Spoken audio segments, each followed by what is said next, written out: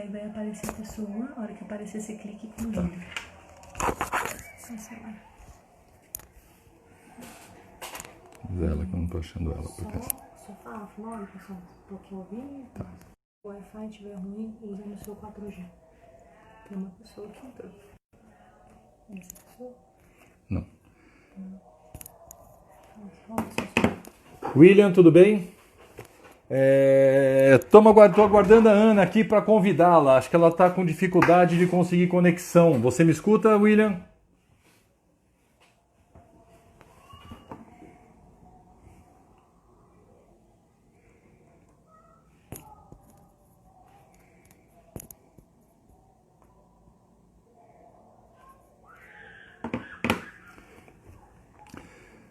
Tudo bem, William? Tudo bem, Indira? Como é que você está? Estamos aqui aguardando a nossa embaixadora aí, a Ana, para a gente começar. Eu acho que ela está com alguma dificuldade de conexão. Dá mais uns minutinhos aí para ver se a Ana consegue entrar.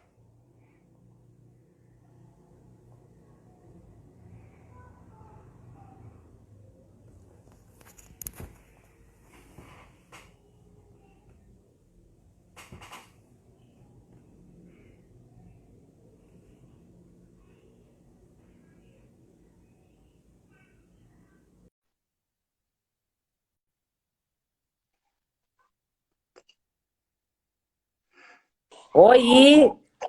Aê, Oi, agora sim! gente! Agora sim! Desculpa, deu um problema seríssimo de conexão aqui, mas consegui entrar, desculpa o atraso. E é o seguinte, em primeiro lugar, queria agradecer ao José Antônio, à Ciju, à Felinju, e agradecer imensamente a você, Padula, por ter aceito o nosso convite. Então, eu vou falar uma coisa para vocês. Conseguir agenda na agenda do Padula e do Valquírio, que eu quero agradecer também, que esteve conosco na terça-feira, eu acho que é mais difícil que conseguir espaço na agenda do presidente, entendeu? Dos Estados Unidos, que seja. Mas não é porque eles são cheios, não, é porque eles trabalham demais. Então, Padula, quero agradecer do fundo do coração por você ter aceito falar com essa galera que eu amo tanto lá de Juruáia. Parabéns à FENIJU, parabéns ao José Antônio, presidente da CIJU, pela iniciativa. É a primeira feira online, eles são pioneiros aí no segmento e com certeza estão abrindo caminho para muita gente. Então, quero te agradecer imensamente e quero que você diga quem é você em 30 segundos. Quem é você, Padula? Eu sou teu amigo. Em 30 segundos está resolvido. Não sei se é uma coisa boa ou ruim, né? Bom, Ana, quem agradece sou eu. Seu pedido é sempre uma ordem. Você sabe que eu sempre te falei que o segmento de lingerie deve muito ao teu trabalho, né? Obrigada. Você sempre levantou essa bandeira há anos, né? Eu estou nesse segmento. Eu vivi o segmento lingerie, você é testemunha por muitos anos, com várias marcas importantes, Só não né? vamos Tive à contar frente. quantos. Só não vamos contar quantos, porque a gente começou a Quantos trabalhar muito anos? jovem. Então, tive à frente de marcas como Puquê, como Hope, como Scala, Trifil, Lingerie. Então, esse universo de lingerie é um universo que eu conheço muito bem. E sei o quanto, Marcin, né, lá com o Mauro, e sei quanto você sempre lutou para manter a bandeira do segmento de lingerie, praia e fitness, né? Então, Verdade. eu acho que esse segmento tem deve ter uma gratidão muito grande como você. Eu, em nome do segmento, enquanto estava, sempre te disse isso. Muito obrigada. É um prazer estar aqui.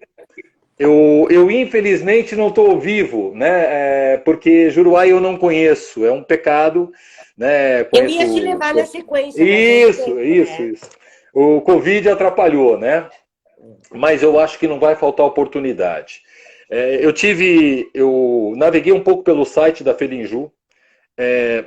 Quando eu olho uma cidade como Juruáia, que se transforma numa capital, num polo, com mais de 200 lojas, com mais de 300 fabricantes, que cria do dia para a noite uma feira online, uma feira digital, do nada. Eu assisti os desfiles, Hoje eu passei o dia vendo alguns desfiles, que aliás não é ruim ficar vendo desfile de lingerie, né? Não deve ser nada desagradável, né? Muitas mulheres bonitas aí, muita lingerie bacana, bem Parabéns pro feita, de Val, que qualidade. produziu os desfiles, verdade. Espetacular, trabalho de... E é exatamente isso que eu queria começar como gancho para a gente abrir o nosso bate-papo. Quando a gente enxerga um polo de empreendedores como Juruáia, faz que eu continue sendo um eterno otimista com o nosso país. Verdade. Né? É impressionante a capacidade empreendedora do brasileiro, e isso me faz ser um grande otimista com esse país, apesar da falta de bons políticos, da falta de um direcionamento estratégico mais inteligente, mas o brasileiro ele consegue buscar soluções. E por isso que eu acho que o Brasil vai dar certo cada vez mais. Que bom, é esse teu otimismo que também contagia a gente. Eu queria deixar claro também que Juruáia... Boa noite, Valquírio! Bem-vindo, comandante! Valquírio, tudo bom? É importante ressaltar que Juruáia, as mulheres mandam. É uma mulherada poderosa, mas poderosa. Eu não vou falar nomes aqui para não me esquecer de ninguém. Mas eu assim, não entendi o porquê de Juruáia. As mulheres mandam no mundo inteiro hoje. Não, mas lá é uma coisa excepcional, porque mulher normalmente tem uma rixazinha ou outra, não. Acho que o grande diferencial de Juruáia é que são todas mulheres poderosíssimas e unidas. Elas se unem por um bem maior, por uma causa maior, que é o sucesso de todas, que é o sucesso do polo, enfim. Para a gente começar, Padula, como a gente precisa aproveitar essa vasta experiência, né, que o Valquírio já deu uma aula para a gente aí na terça-feira, e você também tem uma vasta experiência nesse mercado, e está todo mundo assim, né, meio assustado. Eu queria te perguntar o seguinte, como é o novo normal? Ele é ameaçador ou inspirador? Eu antes de tocar nesse assunto, só fechando o assunto de mulheres, eu tive o privilégio na vida de ser criado com 4 mulheres ao meu lado. Minha mãe, minha avó, minha tia-avó, minha irmã e a babá, 5.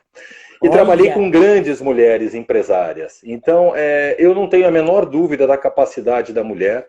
Eu acho que a mulher é muito mais dedicada, disciplinada e corajosa do que nós. Então, eu sou um fã. Quando o pessoal fala de empoderamento feminino, para mim é um negócio que não faz sentido, porque para mim a mulher sempre foi a grande força motriz da sociedade. Então, para mim, não tem novidade nisso. Quando você me pergunta do novo normal, né, inspirador ou ameaçador, eu falo que eu tenho olhado para isso e tenho convidado o meu time a olhar para isso como um momento inspirador. Né? Financeiramente está doendo? É claro que está doendo para todo mundo. Né? Dor de crescimento é dor de crescimento. Né? Mas a gente está aprendendo tanto em tão pouco tempo que eu estou olhando para esse momento como inspirador.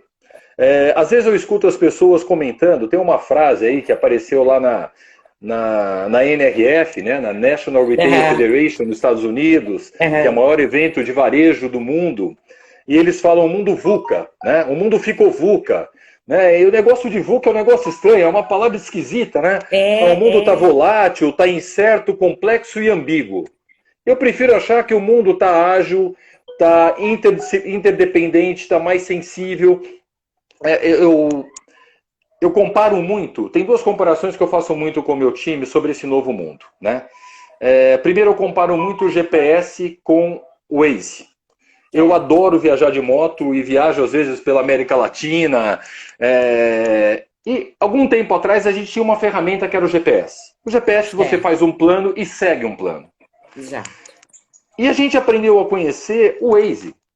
O Waze, ele faz um plano e a cada minuto ele recombina com você se ele achar um caminho melhor. Isso é verdade, tem razão. Né? Então, ele está a todo momento, ele não está olhando o plano original, a todo momento ele está recombinando qual é o melhor caminho. Ou seja, nós estamos todos de Waze hoje. Isso. E ele faz isso usando não uma inteligência única de um satélite próprio, ele faz isso usando milhões de celulares dos usuários. Certo. Então, é a mesma coisa que uma companhia deveria fazer. né? Eu acho que não existe mais o tempo para o dono da empresa decidir a empresa. O dono da empresa tem que convidar toda a sua equipe para ajudar ele a achar os caminhos. Né? Tem muita inteligência numa mesa e eu acho que cada vez mais a gente tem que pensar como ecossistema de uma maneira contributiva, com fornecedores, com concorrentes. Né? Eu sempre brinco com uma palavrinha que eu adoro, que chama coopetição. O que é a coopetição? Eu vou competir com o meu concorrente de lingerie, é óbvio, pelo espaço no mercado. Mas eu posso colaborar com ele para fazer com que esse mercado fique mais forte. Certo. Né? Então, a coopetição é a colaboração para proteger o segmento e depois cada um vai fazer o seu melhor para pegar o seu share de mercado.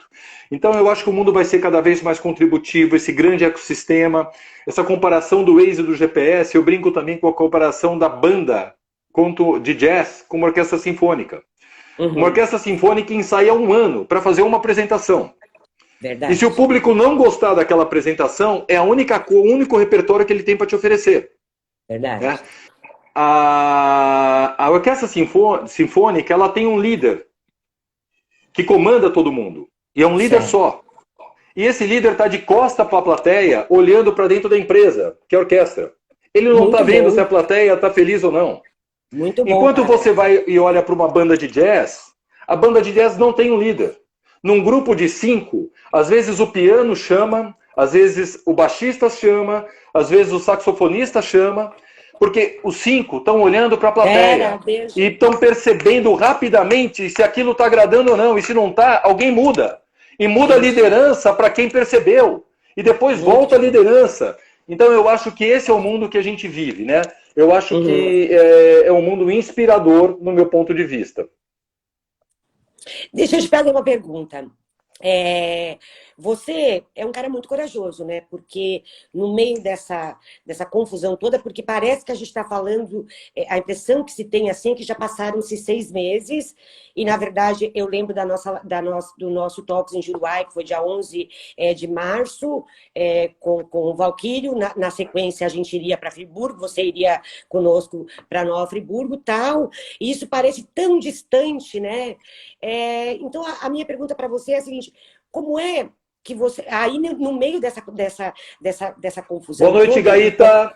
E pandemia, e etc., o senhor Padula resolve assumir mais um desafio na sua vida, que é ter passado por todas essas mega empresas que você já passou, e agora você assume como CEO da Brascol e do Megapolo.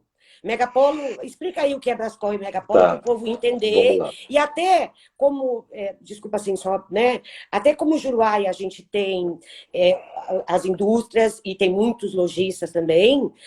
Então, acho que é bacana. Agora você está num cenário que eu acho que você pode passar uma experiência muito legal para a galera que está nos assistindo lá de Juruá. Desculpa, galera, não, empresários seríssimos, por favor. Certíssimo, Ana. Bom, a decisão de mudar, coragem assim, onde eu estivesse, eu ia ter que enfrentar a pandemia. Né? Eu não ia ter escolha de não enfrentar a pandemia. Né? Eu conheço há muitos anos a família Ayashi, né, fundadores do Brascol e o Megapolo, e o convite veio no momento em que as coisas deram certo. Quem é o Brascol? O Brascol é o maior atacadista da América Latina do segmento infanto-juvenil e bebê. Né?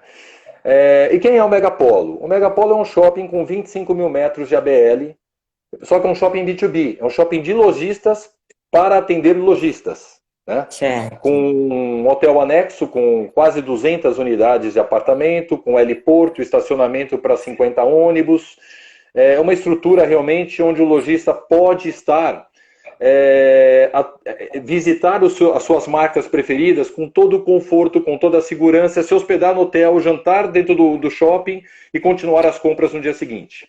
Então são esses dois empreendimentos.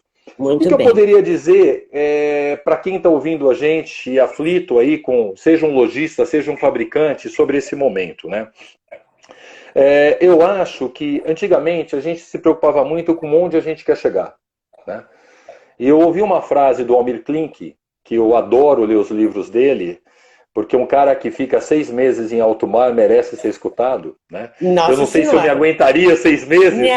Não consigo, não consigo. Não me amo. E ele fala Não assim, consigo. mais importante do que o destino é a tripulação. O que ele está querendo dizer com isso? O mais importante de saber aonde eu quero chegar é saber quem está comigo no barco. Porque com uma boa tripulação, eu ajusto a minha estratégia, a minha rota, com inteligência, baseado nas capacidades da minha tripulação. Então, a tripulação certa é mais importante do que o destino. Né? Com a tripulação certa, você vai ter sucesso. O destino certo com a tripulação errada não vai funcionar. Por que eu estou dizendo isso? A gente se acostumou, antes desse Covid, a planejar as empresas baseado na nossa aspiração. O que era a nossa aspiração? A meta. Eu gostaria de alcançar um crescimento eu gostaria de faturar tanto, e baseado na minha aspiração, no meu desejo, eu construí uma estratégia. E eu acho que agora não dá mais para ter aspiração e meta, porque ninguém sabe o que vai acontecer amanhã. Né? Aquele slogan da CNN, a cada 20 minutos tudo pode mudar. Eles mudaram agora para cada 20 segundos tudo pode mudar. Né? Então, nesse momento, eu não tenho mais que olhar para a minha aspiração. Eu tenho que usar a inspiração. E o que é inspiração?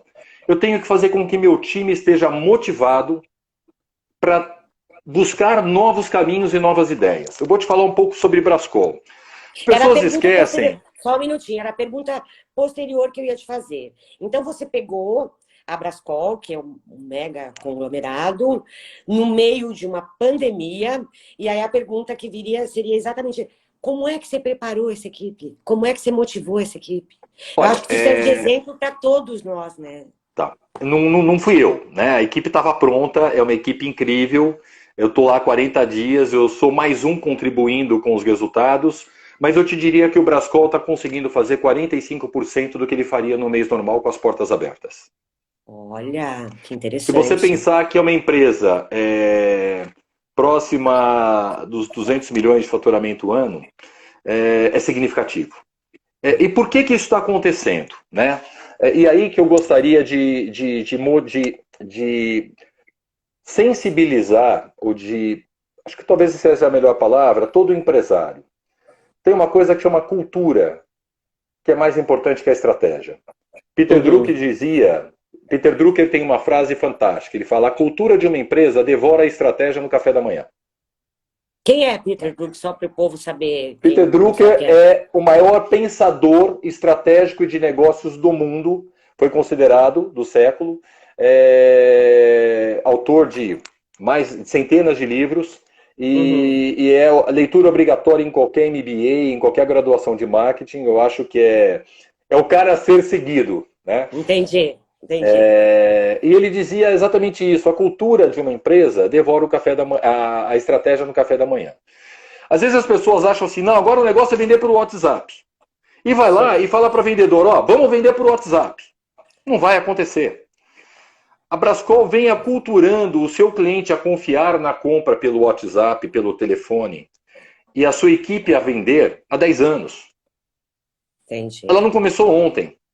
Entendi. Uma vez perguntaram para o José Galó da Renner como que ele ia cortar e deixar a empresa dele mais enxuta durante a crise.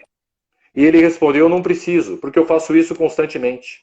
Eu não tenho gordura para cortar. Eu tenho uma empresa eficiente, independente da crise. Então a gente tem que entender que a gente tem que preparar a empresa todos os dias. Eu não posso esperar uma crise para mudar de atitude, porque eu já vou começar atrasado. Entendo perfeitamente. Mas essa crise pegou a gente, essa crise, na verdade, essa pandemia, né? Porque é uma coisa muito de calça curta, complicada de uma crise financeira, né? Sim. Como a mamãe falou assim: não, esse bicho não vai me pegar, eu nem conheço ele, como é que ele vai me pegar, entendeu? Mas a verdade é que a gente não é só uma crise financeira, é uma crise da saúde, etc, etc. Então, algumas empresas estavam preparadas, estava todo mundo migrando para esse caminho do virtual, do e-commerce, das mídias digitais, e os processos foram todos acelerados. Então, que conselho você daria para quem estava no meio do caminho? Por exemplo, a Felinju é um exemplo maravilhoso maravilhoso de força, de garra e de, no meio do caminho, mudar tudo, porque a feira era para ser agora, dia 1º de maio, presencial, né? 31 de abril. Eu vou Enfim, dar um né? exemplo para você, Ana, que eu acho fantástico. E volta nesse tema. Eu defendo muito a tese. Muita gente fala em tecnologia. Para mim, tecnologia é o meio, não é o fim. Sim, Né? É o meio. perfeito. O fim Perfeito. é ter relevância para o meu cliente. Esse é o destino. Uma empresa vai ter sucesso em qualquer situação. Vamos lá, preparado para essa crise ninguém estava. Né? Eu vi a Sim. Renner buscar 450 milhões no mercado, eu vi a Arezzo capturar 500 milhões no mercado, eu acompanho os balanços, eu vi a Hering buscar 300 milhões no mercado, eu vi a Magazine Luiza buscar 800 milhões no mercado. Preparado para ficar esse período sem faturamento, ninguém estava. Né? Mas as empresas que se fizeram ao longo da vida relevantes, e quem não se fez, se eu puder dar um conselho, como você está me pedindo, é esse: Sim. se transforme numa marca relevante para o seu cliente, é a melhor saída. Aqui no bairro, eu moro em Perdizes, em São Paulo, e a 2 quadras tem uma feira. Aí você fala, poxa, Padula, mas o que tem uma feira livre com a discussão que a gente está tendo? Tem um casal de senhores que tem uma banca de produtos orgânicos. Ele sempre acreditou no relacionamento. Então ele tinha o WhatsApp de todos os clientes dele cadastrado. E aí ele mandou mensagens para todo mundo dizendo que ele entregaria em casa tudo higienizado. E ele falou para mim, Padula, eu estou faturando igual eu faturava. Agora, aquele empresário que nunca pensou em ter um relacionamento com o seu cliente e ainda continua com a mentalidade transacional e não estratégica, vai ter dificuldade. Então, o que eu diria para quem é um empresário? Transforme o seu negócio de transacional para estratégico. Deixe de pensar que você é um fabricante de produto e comece a pensar que você é um solucionador das necessidades do seu cliente, e para isso eu preciso conhecer cada um dos meus clientes, entendê-los, porque aí eu vou ser preferencial. Uma franqueada de lingerie que eu conheço, ela descobriu o seguinte: ela está fazendo live com hora marcada para apresentar os lançamentos. Entendi. E a agenda dela está cheia. Que legal. As pessoas estão em casa querendo fazer compra. A lingerie, para quem já estudou como eu estudei lingerie, ela faz parte das coisas que mais estão próximas do teto na cadeia de indulgência. Indulgência é a nossa necessidade de presentear a nós mesmos. Né? Então, nessa cadeia você tem joia, você tem sapato, você tem chocolate e você tem lingerie quando a gente fala de mulheres. Né? Então, as mulheres querem se presentear nesse momento que elas estão em casa. Né? Então, eu acho que a marca que se aproximar, que achar um caminho de conversar com essa cliente, vai encontrar venda, vai encontrar soluções.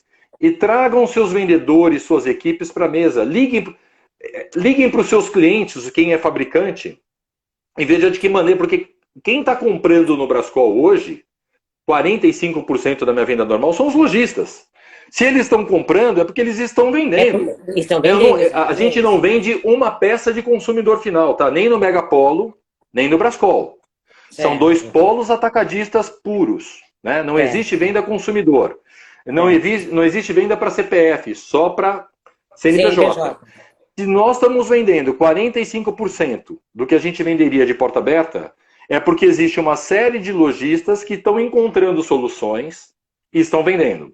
Ontem eu estava assistindo, ontem, a live do Valquírio, e ele falou o quanto ele motivou a equipe dele, o quanto ele preparou a equipe dele, deu gasolina na comissão, deu suporte para elas entenderem como fazer. Então, eu acho que é isso. Né? Essa é uma... Eu acho que tem um momento, Ana, em que o fabricante ele precisa virar uma chave. Né? Uhum. E essa chave, para mim, é a chave que transforma ele de fábrica em marca. Ótimo. Quando ele se transforma numa marca... de marca. O que os marqueteiros costumam chamar de branding, né? Que é uma palavra que significa construção de marca. Uhum. Eu aprendi o seguinte... você pega um tecido da Rossetti da melhor qualidade, você pega o melhor aviamento, você pega o melhor bojo, né? Lá do Manuel da Delfa, por exemplo, ou outros do mercado, e você constrói uma lingerie com uma costureira que, via de regra, tem um salário muito parecido entre elas. Né? Certo. Só que quando essa lingerie está pronta, seja um sutiã, seja uma calcinha, dependendo da etiqueta que eu gravar nela, ela pode valer R$ 20, R$ 50, R$ 100, ou como a Wako, que nós vendíamos na lingerie, uma marca japonesa, um sutiã que era vendido, e muito bem vendido, a R$ 350. Né? Ou seja, E não tem nada nele, não tem nenhuma renda, não tem nada que a indústria brasileira não saiba fazer. Tá? A indústria brasileira de lingerie é muito competente. Eu, por 10 anos, fui à China de 1 a 2 vezes ao ano. E ao Sri Lanka, que é uma planta, talvez, proporcionalmente maior que a China na produção de lingerie. As 3 maiores fabricantes do mundo estão no Sri Lanka. Inclusive a Calcedônia, que tem a marca Intimissimi no Brasil, eles têm 18 fábricas no Sri Lanka. E eu conheço o Parque Industrial Brasileiro de Lingerie. A lingerie brasileira não deve nada para a lingerie da China ou do Sri Lanka. eu sempre falo isso com o maior orgulho também.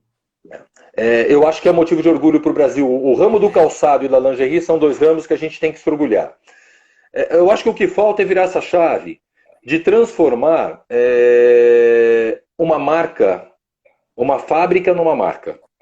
Entendi. Porque aí quando o lojista me escolhe, é quando o consumidor me escolhe, é quando o consumidor olha para uma lingerie e, em função da marca que você construiu, está disposto a pagar mais por essa lingerie do que se ela tivesse uma outra marca.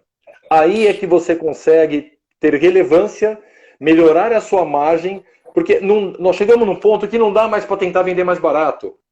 A gente já foi no limite, do limite, do limite. Né? Todo mundo já enxugou, já encolheu margem. Não é mais esse o caminho de tentar fazer mais barato e não remunerar, e daqui 3, 4, 5 anos sua empresa envelheceu e você não consegue ser competitivo. Né? Eu acho que a gente precisa começar em buscar caminhos, e tem várias empresas, consultores especializados nisso, em como eu transformo. Eu vou tomar a liberdade de contar uma história que eu participei em 2 minutos. A Hope era uma marca que a minha mãe consumia, e clássica em calcinhas de algodão para senhoras. Sim, verdade. E hoje é uma marca de ponta em todos os shoppings do Brasil. Verdade.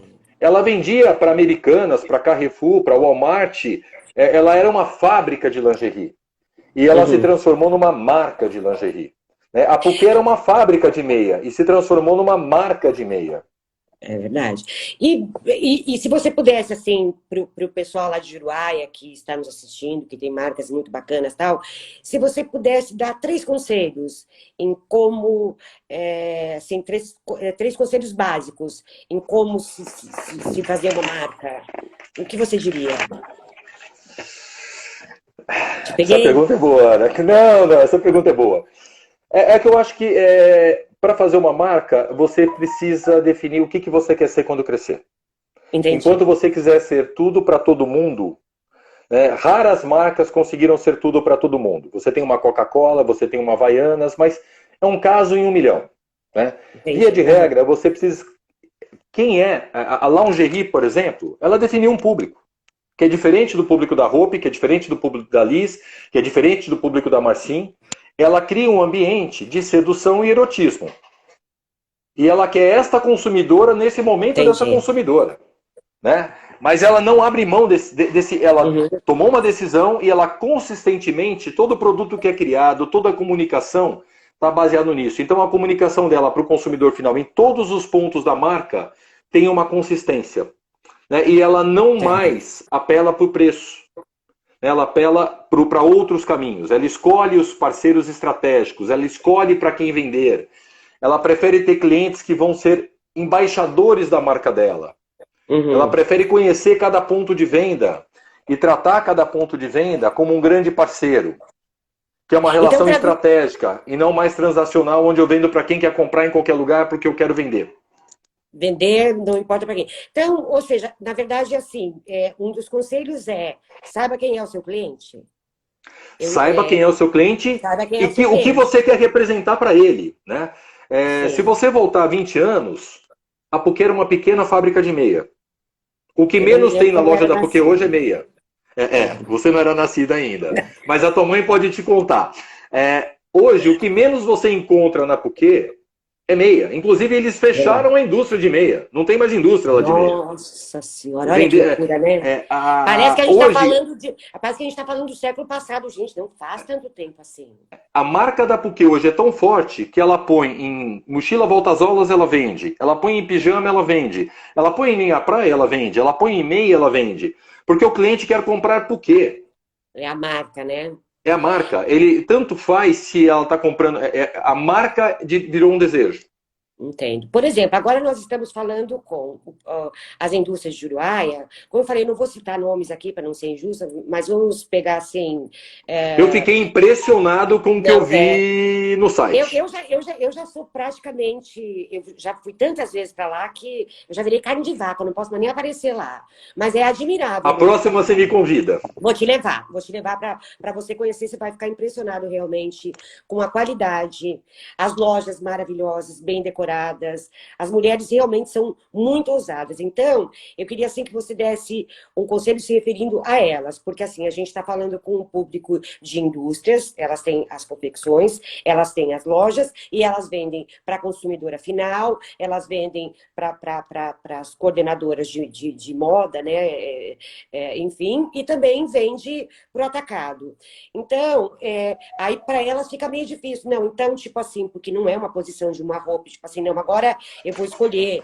Eu acho que tem todo um trabalho aí de construção de Não, marcas, tem foram marcas mais muito de bacanas. 10. Não foi do dia para noite. Não foi do dia para noite. Então, assim, Mas tem então, que um conselho. começar. Então, para a gente Tá. voltar, só para ficar bem entendido, aliás, eu queria também deixar claro aqui que, se ficar alguma dúvida sobre o que o Padura está falando, se vocês quiserem fazer alguma pergunta, depois a gente vai responder a todos. Eu estou tentando aqui fazer pergunta para vocês, mas de repente pode ficar faltando alguma coisa. Então, conselho número 1, falando com o pessoal, e Juruáia também tem lingerie, é forte em praia e fitness também, então tem uma gama bem completa e produtos muito bacanas, mas muito bacanas Fitness mesmo. vive um momento incrível. O mundo cada vez mais pensa no equilíbrio e na qualidade de vida. Fitness, para mim, é o segmento que mais vai crescer, por todas as pesquisas. Que show! E aí é o seguinte, aí eles têm a loja física, tem o e-commerce. Eu queria que você explicasse como é que essas duas coisas andam juntas e o papel da vendedora no meio dessas duas, né? Se isso é para... Enfim, explica pra gente como é Tá. que é essa confusão toda aí. Bom, primeiro, há 6, 7 anos atrás, quando a gente chegava lá na NRF, tinha todo um discurso de que o e-commerce ia acabar com as lojas físicas. E eu me achava um grande dinossauro, porque eu não conseguia acreditar nisso, né? E hoje, eles reinventaram, eles repensaram isso e nunca mais alegaram isso. Você vê a Amazon, que era uma empresa 100% digital, comprando grandes redes, como a Wall Foods e outras, e fazendo livraria física. Então, o physical, que é o físico com o digital, Sim. é o grande futuro, né? O ser humano é insubstituível. Né? O ser humano é insubstituível. O calor humano, o relacionamento, principalmente para o latino. Né? O e-commerce no Brasil é 6% do faturamento. Poxa, esse ano vai bater 110 bilhões de reais? Vai. Pessoal, isso é 6% do varejo brasileiro. Ou seja, e no ramo tem têxtil, muita coisa ainda. E no ramo têxtil é só 4%, tá? Então, tem muita... a loja física é importantíssima. A vendedora é importantíssimo. O representante comercial é importantíssimo. Agora, eu não posso mais ter vendedora, eu não posso mais ter representante comercial. Eu preciso ter embaixadores da marca. Eles precisam ser preparados, treinados, para apresentar um produto, uma marca, com o seu devido valor. Precisa sair do transacional e ir para o estratégico. Uma coisa que eu queria me convidar a primeira oportunidade de levar aquela palestra que a gente fez em Fortaleza sobre construção de marca. Porque aí, assim, com apoio de slides, de métricas, de cases, de exemplo, a gente pode ser muito mais rico do que a gente está sendo aqui. Não, assim, aqui é um compromisso, tá? José Antônio,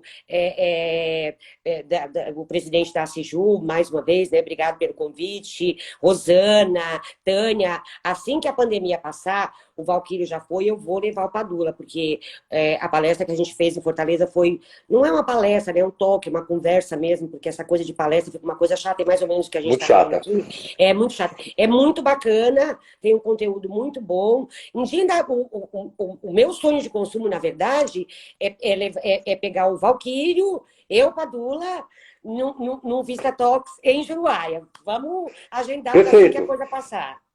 Então, tá feito o convite aqui, né?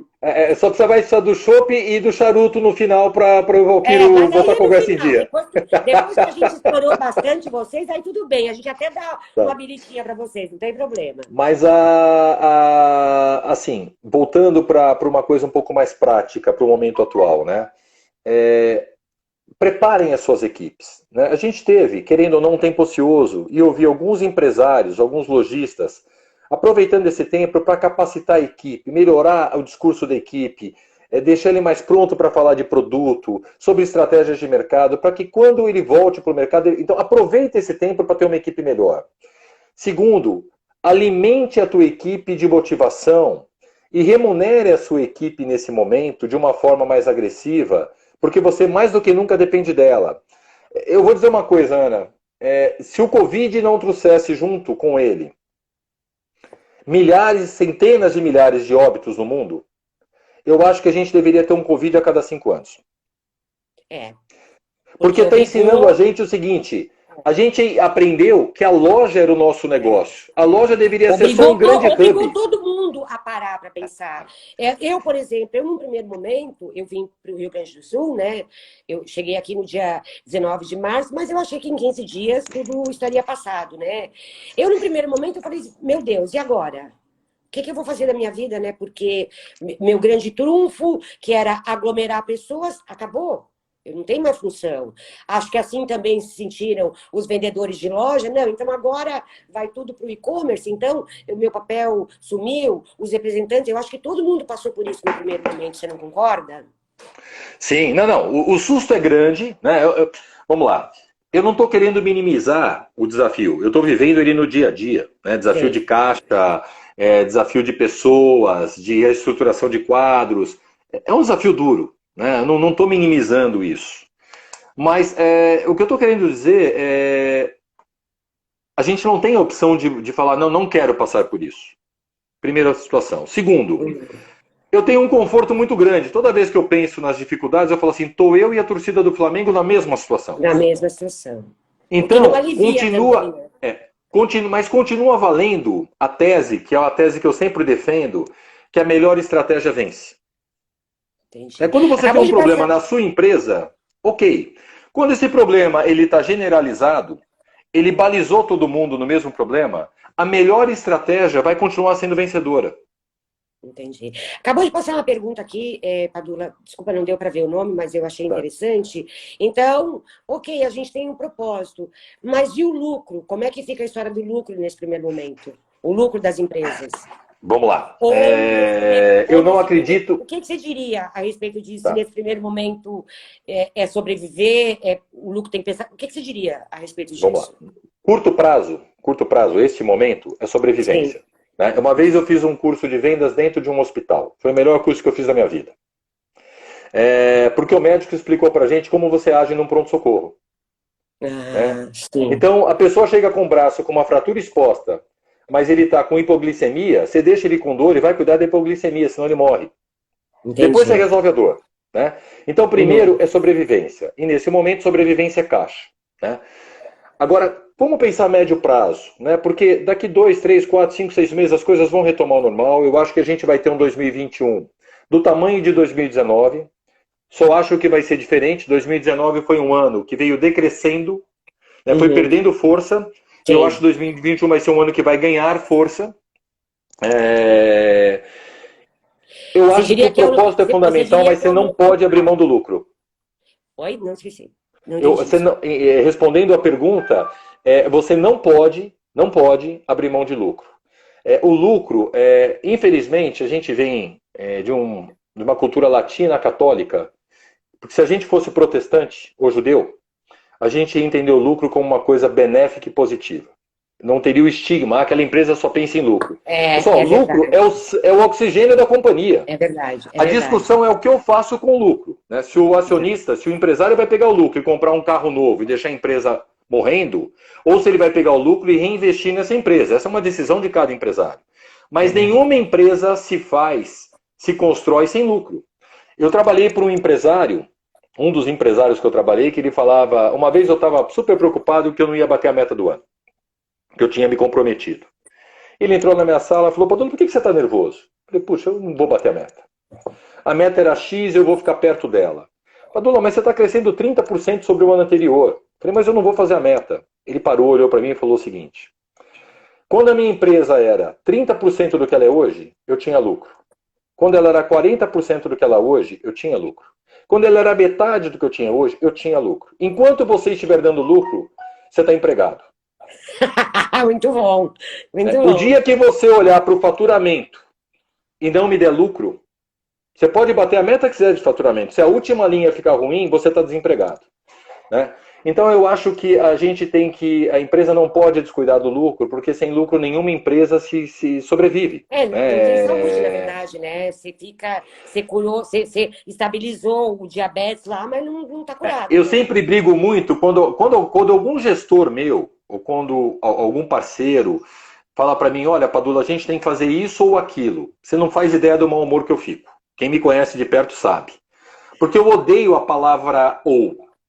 Né? Eu acho que o nosso desafio é o E. Né? Ou eu ganho dinheiro, ou eu construo marca, desculpa.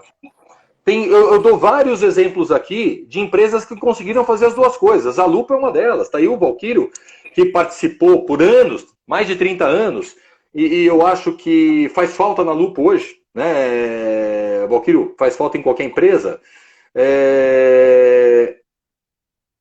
Hering, a Renner, é o magazine mais caro de todos. E a Renner passou os últimos 10 anos apresentando todo o balanço trimestral com crescimento e lucro. Enquanto C&A, Marisa, Pernambucana passaram por momentos duros. Né? E a Renner nunca baixou o preço, ela nunca foi para a guerra de preço. Ela sempre garantiu um propósito. Né? Então, essa história de que ou eu ganho dinheiro ou eu faço marca, ou eu ganho dinheiro ou eu tenho conceito, não é uma verdade. A reserva é uma grande... Está aí um baita exemplo. Verdade, né? verdade. Eu não estou citando de lingerie para não puxar a sardinha para o meu lado, né? Para marcas que eu trabalhei, mas... A Gaíta está fazendo uma pergunta para você. Você acha que o consumo volta normal até o final do ano? Eu acho que por exemplo, eu acho que em alguns segmentos sim. Né? Eu acho que as pessoas estão com vontade de voltar a fazer compra. Né? Lá na empresa nós estamos trabalhando de outubro a dezembro, na casa dos 80% a 90% do normal, e a partir de janeiro, fevereiro, voltando para o normal. Essa é a nossa expectativa. Né? Agora, vai depender muito do segmento, Ana. Por exemplo, o Brascol é roupa infantil. Não parou por quê? Se o teu filho cresce, o sapato não serve mais. Você tem uma necessidade embutida, né? E eu acho que a lingerie, que volta para aquela situação da indulgência, né? A mulher gosta de comprar lingerie. E vamos combinar, todo mundo preso dentro de casa, se não variar a lingerie vai ficar difícil, né? Vai ficar difícil. Eu acho que mais do que nunca a lingerie virou uma necessidade. O trem vai ficar ruim, né? E, Padula, então assim, para a gente fechar a história, e fica aí o convite, assim que der, a gente vai pessoalmente a Juruá e você vai se apaixonar pelo pessoal de lá, muito acolhedor, enfim. Então, assim, o pessoal é o seguinte, e-commerce não anula a loja física, mídias digitais, quer dizer, as coisas todas têm que andar em paralelo. É isso que o resumo é isso, né? Eu acho que a marca tem um ditado que minha avó dizia, que ela dizia sempre que conforto adquirido vira necessidade. Certo. Né? A minha mãe, de 82 anos, aprendeu a usar Uber. Olha. Né? Tudo bem que ela está lá com o meu aplicativo, com o meu cartão de crédito, eu que pago a conta, mas ela merece. Então, ela não vai mais desaprender. Então, a gente precisa parar de achar que é uma coisa ou outra. De novo, é o ou. né? O cliente precisa entrar numa loja física da marca e entender a proposta. A loja é o templo de uma marca. A loja é o melhor lugar onde o consumidor pode entender. Por que que a Apple, a Apple vende 10% da venda dela dentro das próprias lojas? Verdade. Mas porque ela constrói lojas incríveis, né? Porque ela entende que ali o consumidor entende quem é a marca Apple. Quem é, Né? exatamente. Então, eu acho que a loja ela tem um papel de hub, pedagógico, de conceito, mas a gente não pode mais enxergar a loja como o único canal de relacionamento com o cliente. Né? É O tudo em WhatsApp. paralelo, né? Eu sou de uma época que às vezes obrigava, que você chegava numa loja e o dono da loja obrigava a vendedora a deixar o celular guardado no armário, porque ela não podia ficar. Pessoal, o mundo Acabou, né? mudou. Né? Hoje, a gente vive com o celular, a gente faz negócio com o celular, a gente estuda pelo celular, a gente pede comida pelo celular. Então, eu acho que o lojista, o fabricante, vai ter que entender que ele vai ter que estar disponível para o cliente dele na loja física, se ele for um fabricante, através de bons revendedores, através de um site, através de parcerias com marketplaces, aonde o consumidor quiser encontrar. Ele não tem que preterir um canal a outro, tem que perder o preconceito e olhar para todos. E volto a dizer, a equipe é fundamental para isso. Então, tragam suas equipes para vocês. Passou tudo tão rápido que daqui a pouquinho, como eu entrei atrasada, a gente vai, né? Porque é uma horinha cravada. Não esquece de salvar, viu? Porque foi você que me chamou, tá? Salva Depois você aí. me fala como faz isso, tá? Vai aparecer um negocinho aí, salvar, aperta no trem que salva. É isso, Tá né? bom. Aperta no trem que salva. Então, assim, eu queria agradecer a Felinju, agradecer mais uma vez a você, agradecer o pessoal de Juruáia pelo convite, pela oportunidade de estar aqui falando com você. Eu queria muito tê-lo apresentado pessoalmente, mas, enfim, fizemos uma primeira entrada aqui. Depois a gente vai fazer aquilo que eu combinei. Vamos todo mundo em caravana para Juruáia. Queria que você fizesse as suas considerações finais aí e agradecer também. O que você achou da iniciativa da Felinju? Acho que tem que dar eu achei incrível. Eu fiquei navegando ontem e hoje no portal. Como eu disse no começo, é isso que me inspira a acreditar. Eu sou um apaixonado, apesar de engenheiro, de mindset, eu sou um apaixonado pelo varejo. Né? Eu acho que o varejo é a coisa mais linda que tem no mundo. Só que para fazer varejo você precisa gostar de gente. Né? Além disso, ele é um especialista, né?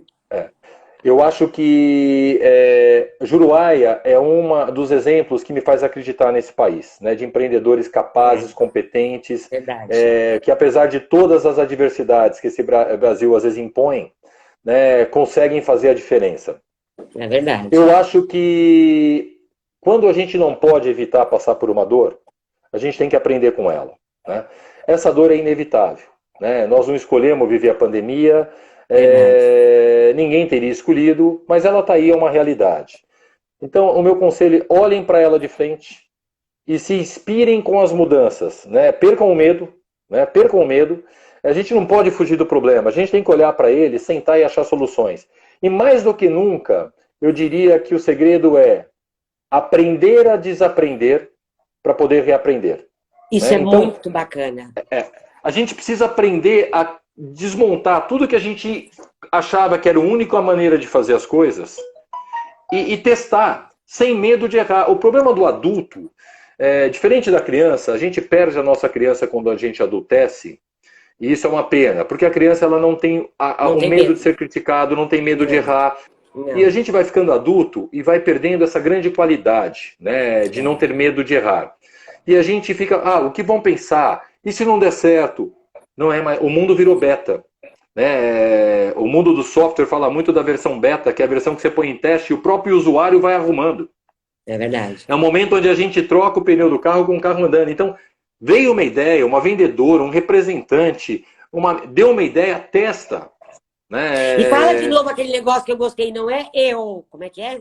Não é isso. Eu não gosto do ou, né? A ditadura do ou eu faço uma coisa ou eu faço outra, ela tem que ser abolida nas empresas e pelos gestores. A gente tem que buscar a confluência do e. Eu preciso de gente capaz e competente para encontrar, eu faço isso e aquilo. Eu crio o conceito e ganho dinheiro. Eu não posso aceitar de nenhum gestor meu, nenhum empresário pode aceitar de si mesmo, ah, não, ou eu faço isso ou eu faço aquilo, isso é pequeno, né? Isso não vai tirar a empresa da média, né? E a média é a palavra média, se você for no dicionário, no Aurélio, vai estar lá escrito medíocre, né? Medíocre é estar na média. Só que a gente não gosta de ser medíocre, mas é estar na média, né? A gente não pode se aceitar estar na média. E para isso a gente tem que parar de fazer o que todo mundo faz, que é aceitar o ou. Né? Eu preciso conseguir fazer as duas coisas. Muito bom. Então, olha, quero agradecer mais uma vez imensamente por ter aceito o nosso convite. O meu, Abraço, da Edu, querido o Almir, meu, da passou por aí Fereju, do também, pessoal de Juruáia. Martins. Quero agradecer a todo mundo que nos assistiu, quero agradecer novamente a Ciju, a todo mundo de Juruáia. Espero que vocês tenham gostado. E qualquer pergunta, a gente está aí para responder depois. E, por favor, o Padula, salve, aperte o salvar. Depois a gente fala. Gente, muito obrigada. Adorei o nosso bate-papo. Adorei. Obrigado a todo mundo que esteve presente aí. Espero que a gente possa se encontrar em breve. Beijo grande, obrigado, gente. Beijão.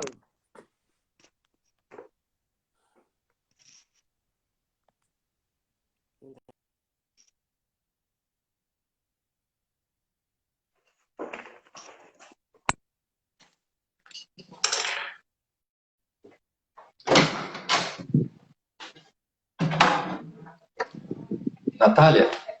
Tá certo, tá certo. De que os brancos tirem